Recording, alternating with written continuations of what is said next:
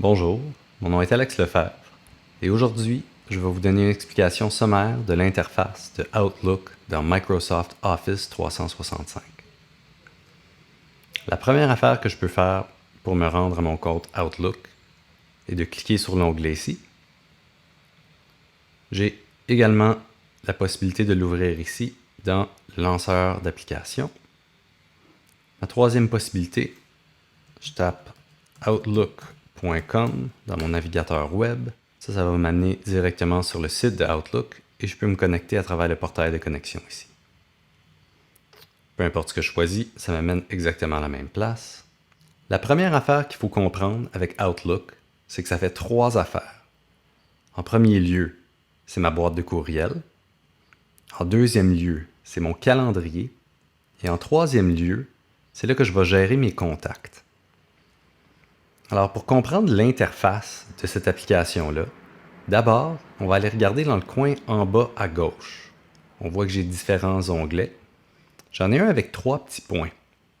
L'onglet avec 3 petits points ouvre d'autres éléments qui sont dissimulés à cause que j'ai pas assez d'espace. Alors, si je veux, je peux élargir ça pour avoir toutes les options. Sinon, j'ai 3 petits points.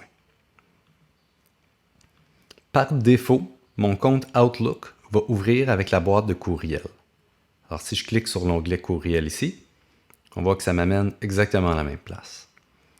Ensuite, j'ai l'option du calendrier qui va ouvrir une autre application spécifique au calendrier.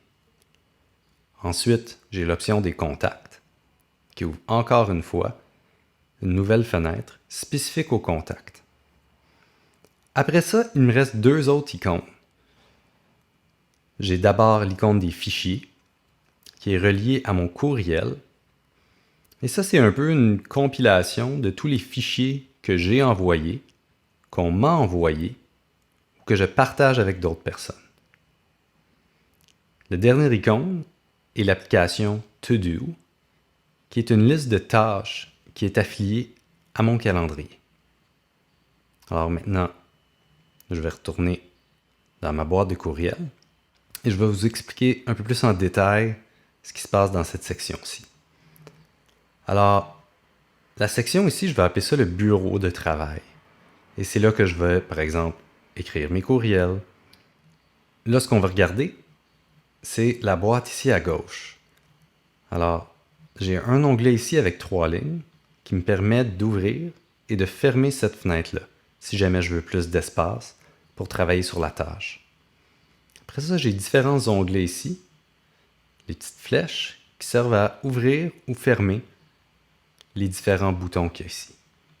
Alors, encore une fois, ça c'est surtout pour gérer l'espace, pour que ça devienne plus facile. Ces mêmes options-là existent dans toutes les applications de Outlook. On voit qu'ici, dans le calendrier, je peux fermer les fenêtres. Je vous remercie beaucoup d'avoir écouté. On va faire d'autres vidéos subséquentes pour expliquer un peu plus en détail les vraies fonctionnalités de Outlook. Merci et à bientôt.